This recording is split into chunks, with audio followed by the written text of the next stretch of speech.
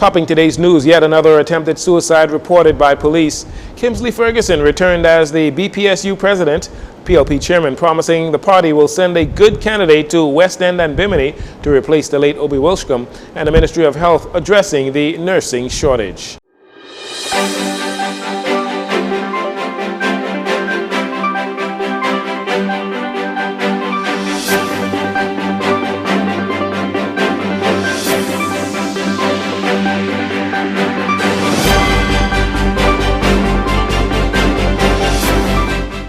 Good evening, Bahamas. I'm Jarino Saunders. This is your JCN Evening News, and it is a pleasure to have you join us. On the heels of a homicide in Pinewood Gardens on Monday night, a 21-year-old male of First Street Coconut Grove was shot and killed late Tuesday night.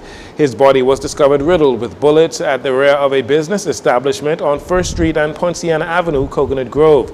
The victim in this 73rd homicide for the year, according to JCN's records, has been identified as Mackenzie Kajus. Family members say he was the victim of gun violence as he was shot twice before. According to police reports, Kajus was walking on First Street around 10:45 p.m. when he was approached by a male who produced a firearm and shot him multiple times before fleeing the scene in an unknown direction. If you have any information that can help the police with their investigation into this, you can call 919-911 or Crime Stoppers anonymously at 328-TIPS. That's 328-8477. Police have launched their fourth investigation within a week on suicide attempts. The latest attempt on Grand Bahama on Wednesday. Police say a 47-year-old woman attempted suicide while at her home on Sparshot Road. Preliminary reports indicate that shortly after 8 a.m., officers received a report that a female ingested a quantity of over-the-counter medication in an attempt to take her own life.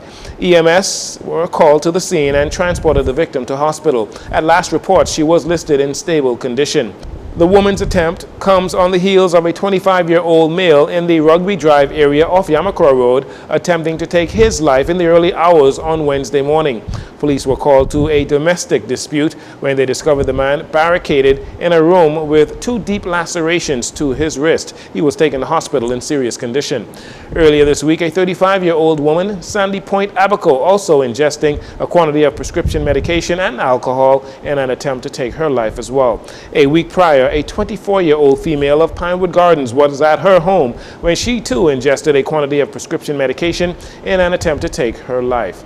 Again, investigations into these matters continue.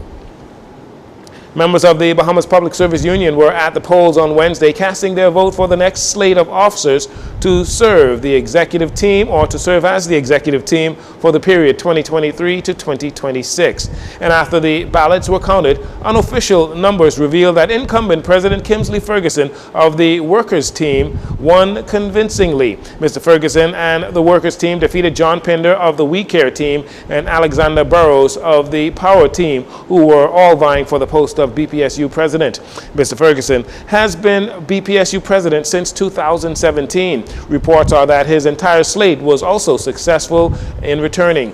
Going into the election, Mr. Ferguson said there is still much work to be done when it comes to fighting for the rights of civil servants, as they have seen the exploitation and deprivation of individuals in relation to promotions, regularizations, advancements of any sort in the public service, and that the team has accepted the charge to halt this type of behavior by successive government administrations. We'll have more from the Bahamas Public Service Union elections in a later report. Public Hospitals Authority Managing Director Dr. Aubanet Roll providing an update on the nursing shortage here in country. The government has acknowledged the concern of Bahamian nurses migrating to other countries for better opportunities. Dr. Roll revealed that recruitment is currently ongoing. We are now recruiting. We're expecting some Ghanaian nurses in the next few days. Also some nurses from the Philippines. As recent as last night, India also reached out to me as well. And so we're going to use some of our recruiting companies to see whether we can get some of those persons within the country. Also know that we started the trained clinical class last week, and that'll be 18 months. And then in 9 months, we start another class again. Speaking on the sidelines with reporters at a luncheon held by Bahamas Harvest Church in celebration and appreciation of nurses, Dr. Roll revealed in investigation, research, and analysis into why nurses leave the Bahamas healthcare system. She says they are looking into how to retain more nurses. We've done incentives and trying to improve infrastructure, also salaries, also just talking with the nurses on the retention side of things. We're also doing research so that we can really hear from the nurses what's going on, especially the newer nurses. So we're looking at things to facilitate as well as the barriers to the retention of nurses within the Commonwealth. There were concerns regarding cultural and language gaps in the Ministry of Education when Cuban teachers were brought in recently.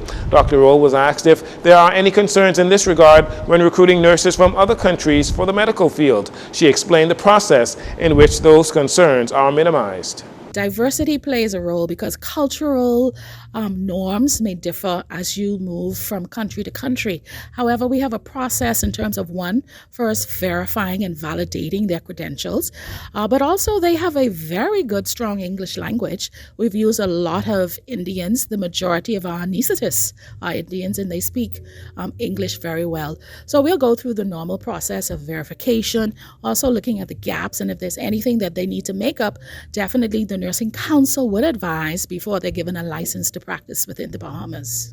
That was Dr. Auburnet Roll, the Managing Director of the Public Hospitals Authority. And finally, in this segment, speaking from Geneva, Switzerland on Wednesday, where he led a delegation to join the Bahamian community there to celebrate the Bahamas' 50th anniversary of independence, Progressive Liberal Party Chairman and Minister of Foreign Affairs Fred Mitchell, in a brief note, promised the voters in the West End and Bimini constituency that the party will send a good candidate to replace the late Member of Parliament, Obi Wilshcombe. We promise the people of West Grand Bahama and Bimini to send you another fit and proper person to represent the PLP in the House of Assembly, so that God will bless you, bless the Commonwealth of the Bahamas. Minister Mitchell is not willing to say much more than that at this time, noting that it is much too early to talk about a by-election. The late Wilshcombe won the West End and Bimini seat in 2021 after losing out to FNM's Pakeisha Parker in 2017. He previously served as the Member of Parliament for the same constituency from 2002 to 2017 in the Christie administration. In the meantime, although no names have been called by the PLP for a suitable replacement candidate, there has been much banter around the official opposition's potential candidate, with at least 3 names being called, including former FNM MP for that area, Pakeisha Parker.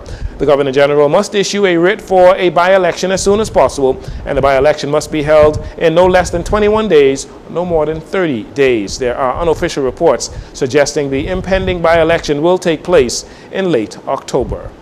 We'll take a break here. We'll be right back after these commercials.